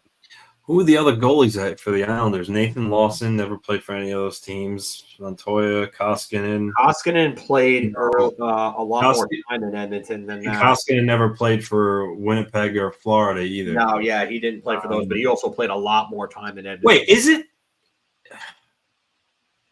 Anthony? Is it Montoya? It's Al Montoya. Yeah, I thought. Oh, what the? Yeah. That's all. Anthony said it, and Anthony said it, and then he said, "No, it's not Montoya." So I couldn't take that answer. I said Montoya right away, but then right when I said it, I also associated him with the Rangers. But then I realized he never played for a regular. Yeah, he never played a regular season game for them. Yeah. Never played a regular season game for them. And a matter of fact, he was in a huge preseason brawl. I think it was. Yes. Yeah. Yeah. I think it was his second year there. Islanders. Yeah. Yeah. So, and guys, here's one more for you. And David, I got to ask you if you got that jersey. Let me know if you got the jersey yet. I had to check those tracking numbers. All right, guys, last one more goaltender. And he's also a former Islander as well. I think you guys are going to get this one in a heartbeat. Started his career with the New Jersey Devils, went on to San Jose, Chicago Blackhawks, back to New Jersey, and then finishing with the Islanders. This one was an easy one for you guys. The jersey to San Jose did it for me. I was looking at the teams. But By the way, even though you guys can read it right there, you know where he started his amateur team, where he went to college? Providence. Do you know who the athletic director was? Lou Lamoriello. That is correct. Yeah. So but a lot of people don't know that one. So no, that's where Lou Lamoriello got to start out, was Providence College, and that's when he made his way from Providence College to the Devils, and he obviously had himself a Hall of Fame career, doing things for the Devils. So. All right. Well, we're definitely going to do more stuff like this around. Let's do a quick Puckdoku Pyramid, and I got dinner to go pick up for me and my lovely fiance. Sorry, Anthony. I love when Mark racks his brain with the pyramid. Well, I like when we all try to sit there like idiots and rack our brains with the pyramid. Well, this one today, as I'm looking at it right now, Anthony, this one is where you guys are going to shine because there's one category I have trouble with, and that is the OHL component. So we're going to have a junior player who played for the Canucks right now. This is what the pyramid is. The bottom level, the Canucks, 500 games played in their career, played in the OHL. Brian Allen for the season against any team is the second one. Sorry, what? I think Brian Allen play in the OHL, or was he a Western guy? That's going to be a great one if we could get all these, because right now it's kind of pointing towards Brian McCabe, but I don't think he played for the Coyotes. The first one's always the easiest one. You can pick any random Canuck player. Any random Canuck. Anthony, Brian Allen did play for the Oshawa Generals in the OHL, so that's a good one. I'm telling you right now. Did he have 500? Did he have 500 games played? Yeah, definitely. Did he have 40 points in the season? All right, I'll start off. Use Sven Butenschan. Kick it off with Sven Butenschan. I don't think he. Oh yeah. Sven Butenschan. That'll keep us at 0. 500 games played and a Vancouver Canuck. 500. Does it have to be with Vancouver or in general? He played for the Canucks and he had 500 games played. Darcy Rota. ROTA. You got it. Darcy Rota, 500 games played. We have the OHL. Brian Allen. Brian Allen. I think he might be Y, and he is. Yes, it's Y. BRYAN. ALLEN. Yeah. Yep. Although he would also fit right here for the 40-point season, and I don't think Brian Allen played for Florida Panthers. Brian Allen, I don't think he ever had a 40-point season. Oh, okay. No, Brian Allen never had a 40-point season. All right, so now this is where it gets up because it's Canuck 500 games played in the OHL, and it had a 40-point season. In the OH, oh yeah, that's. I look at the end of this, and I think that there's a direction they're shoving us in. Unfortunately, wait, hold on. Does the 40-point season have to be with Vancouver? No, I don't know. I don't think so. Cody Hodgson. If it doesn't have to be with Vancouver, Cody Hodgson. But he had to play with Vancouver, right? He did play for Vancouver. He was a first-round draft pick. But did he have 500 games, though? Shit. Yeah, I don't think Cody has. That's a great question. Let's double-check those numbers. So, by the way, guys, just to let you know, top of the period, Todd Bertuzzi never played for the. Yeah, Hodgson had 328 games. Damn it. So I have Mark. Click the X for a second. Okay, sorry. I have one for the Coyotes, but because Matthew Schneider played in the OHL. He played for the Canucks. He had 500 games. He played for the Coyotes too. And he had a 40-point season. Ooh, I got a really good one. I think we should save him for the Coyotes and then use someone else for the 40. Jeff Brown in this spot. Jeff Brown, man, he had a bomb for a shot. Yeah, he did. Jeff Brown right there. And he took us up to 1. Fuck. Okay. All right. And we already have this one locked and loaded, Matthew Schneider. Yeah, I would say so. Schneider never played for the Panthers at any time, right? Well, where are you getting the Panthers from? They're not on here. I thought the Panthers at the top of the list. Well, the top of the lists. Just to make sure we don't have to save him. We don't have to save him. No, he never played for Florida. Never played for Florida. Okay, so we're going Matthew Schneider right here. Matthew Schneider. And now we have to get a Florida Panther or a one-time Florida Panther played in the OHL. Now this is the Arizona Coyotes, 40 points in the season. Crazy tough. Oh, God. Arizona, Florida, and Vancouver. Damn it. 500 games played, 40. Hold on. I think I have one. Hold on. I think I have one. I'm not sure if he played for Arizona, though, but I know he played for the other two teams. Ooh. Dave Lowry. Okay, let's see about that. No, he didn't.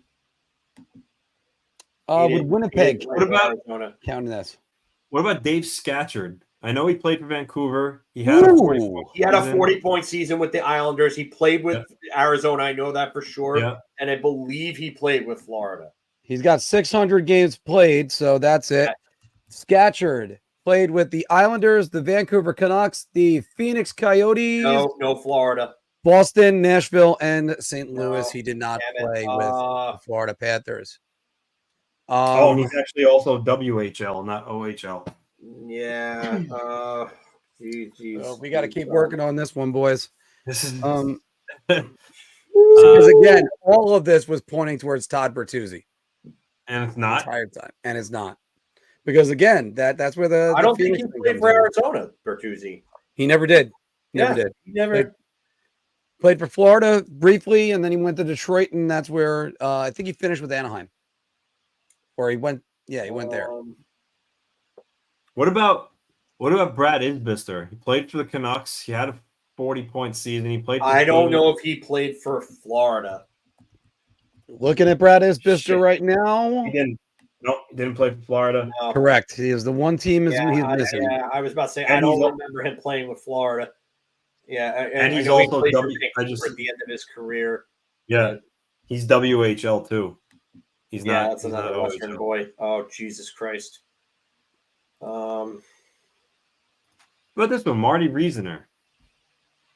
I think he was an NCAA guy, Marty Reasoner. Yeah, he's American. Yeah, that might be true, actually. Yeah, he played at Boston College. Let's see and right on that. he would have fit Florida. Nope, he never played Vancouver, by the way. Reasoner, no. I know he didn't play for Vancouver, but it's Mark's right. Boston College. Wow, good call, Mark. Yeah. Had a 73-point season in 98 for them in 42 games. Jeez. I mean, he played with Brian Giunta and Mike Mono, but that's a hell of a year. Holy crap. What about Mike Sillinger? Mike Sillinger. Let's check that one. Sillinger was definitely OHL. I'm pretty sure. All right. Is he Peterborough? He played for Vancouver. He played for the Regina Pats. He played for all three of those teams. I know that for sure. 500 games. Played for the Regina Pats, WHL. He can't do it. Damn it.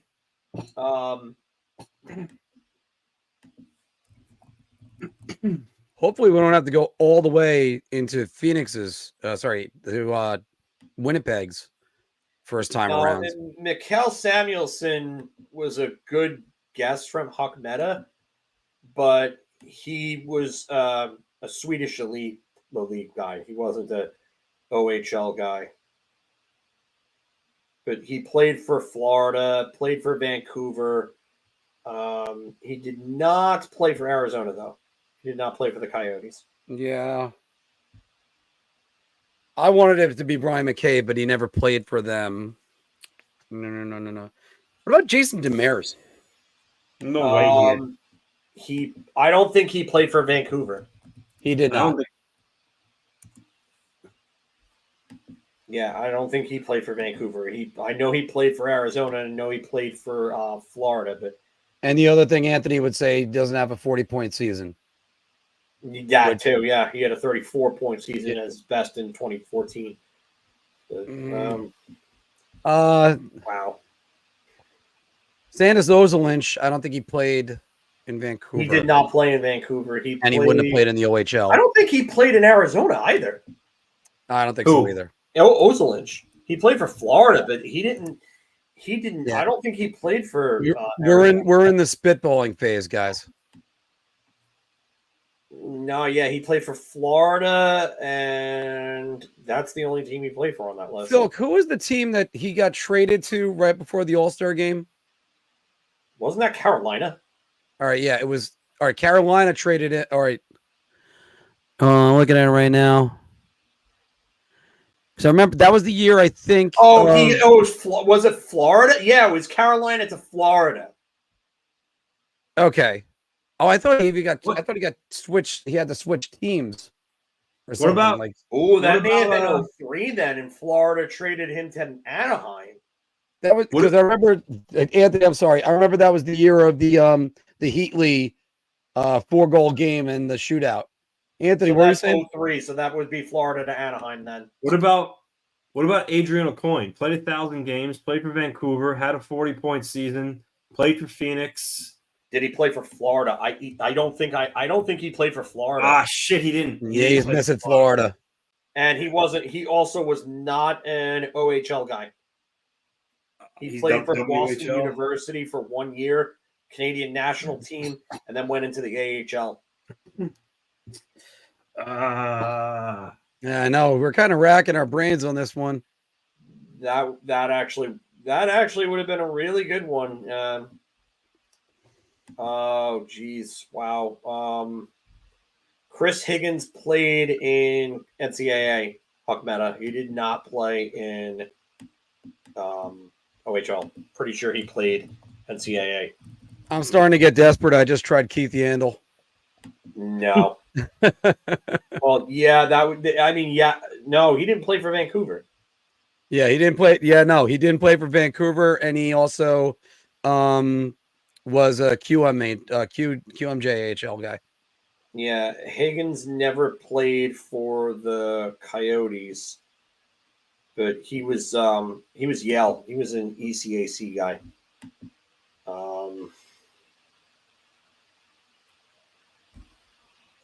What about Radio Verbata is an awesome typo. So I'm gonna I love that. That's like a mark typo right there. I mean, Verbata played for Vancouver. He played for Phoenix. He played for Florida. He certainly has. Did he play for Florida? Season. Yeah, last year of his career. I played for the Panthers. No, he's a QMJHL guy though. Damn it! He played for Holland Shawinigan. Oh, right. He had the NHL teams, but he did not have the junior team. This is like the toughest Puckdoku we've ever had. Team. Brian McCabe never played for Phoenix. No, I don't Correct. think so. You know, Ed Jovanovski. Oh, that's a good one. Is he? Wait. Hold on. I think he was a WHL guy though. Windsor Spitfires. That's Ooh, always he was young. a Spitfire. Yeah. That's a guy then.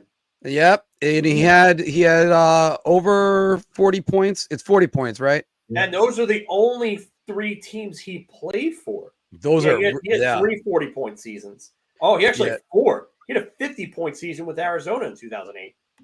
Yeah. So, is there any other person but Jovo Cop?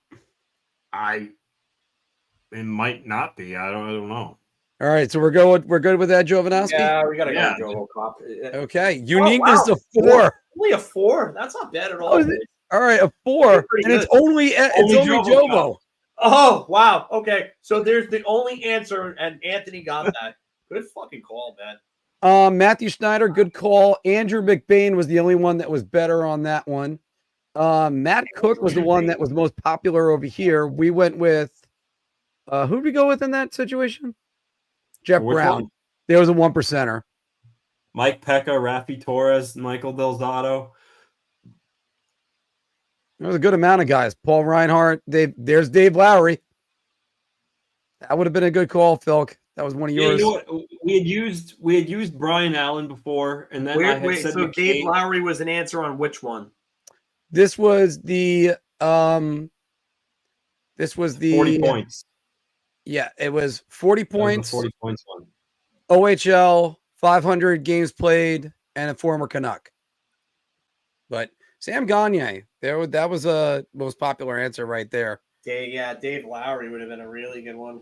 What led me to Jovanovski was we had used Brian Allen, and then I had said Aucoin before McCabe. I was thinking of defenseman from that Canucks point. defenseman, yeah, and Jovanovski. And I was so fixated on McCabe, but yeah, that's a good one, Ant. I thought Jovanovski was a Western Hockey League guy myself. That was the only thing I was unsure about, but yeah. Yeah, how about this one? As Joey's saying right here, McAuliffe. Sam Gagner holds the record for points in a game by an Edmonton Oiler. I still don't understand how that one happens in a franchise. Yeah, Everything, but he tied Gretzky's record, which is insane, and that was 2013. And like he was almost a point per game player that season because of that game. yeah, I think was it all in one period too? No, definitely not all in one period. No, not all in one period. My bad. After saying that, I'm gonna have to look up that game though for 1 second. So what we got on the agenda for tonight, guys? There's Watching some puck, maybe watch a little bit of the Mets too. There's 4 games on in the NHL. It's really Buffalo's beating Pittsburgh 3-1. About time Buffalo's starting to show up. I have that on in the background right now. Yeah. But okay, by the way, the Sam Gagner thing, he did it in 2 periods. He did it in the second and third. It was an 8-4 game. He combined in was in on all 8 goals. That's unbelievable to begin with. But all of it happened from the 222nd of the second period onward. So how about that? That's crazy. I'm gonna hop off. I gotta do some bedtime routine with Ella. So yeah, I'll no talk to problem. you guys. Well, you were multitasking. You were doing your parenting in the meantime, and let's bring back bye everybody. So Anthony, See you have a good day. Guys, take it easy. Everybody, it's always great seeing you every single week. Whenever we're doing this, it's absolutely awesome. And I know, hey, we had a lot of fun with the games at the end. Dave, the Mets are back in New York. Citi Field is going to be rocking. We'll have that on in the background. Joe, I'll keep the orchards cold. Actually, we're back to Magner's at the bar right now. But Philk, we could be 2 weeks away, or one. Sorry, let me correct that. 1 week away from another Subway series. So good. I mean, I hope so. But oh yeah, it's the game is on FS1. That's about to start up at 8. So yeah, AEW is on tonight too. This will be a good episode to watch for a wrestling fan. So, well, hopefully we got a pumpkin to carve or just some movies to watch in bed as I'm listening to the game tonight. So there we go. And guys, again, no, I'm not going to jinx it. I'm not going to jinx it. I'll take one of them in for the World Series now. I'll tell you that, being a bartender. We already got a big show ready for potentially a big night ready for Sunday. All right, guys, thank you very much for joining us once again. Great stream, our 1,000th video on this channel. Phil, it's hard to believe looking back, January 2021, you and I just texting each other, and then it was, hey, you want to do a Zoom call? We recorded the Zoom call. You actually had to record it and send it to me. We worked on Zoom and Skype for a little bit, and then I was editing those videos for a little bit, and now, hey. Oh, yeah, and by the way, Phil, John Radigan saying it right here. 7 local teams played on Monday. Only one of them lost. And if Greg Zerline could make those 2 kicks. oh yeah, the Jets really shit the bed. But the Rangers won. Islanders won their game. The Yankees won. Yep. All right. Guys, thank you very much. And we will see you next week. Look for more streams from us during the week.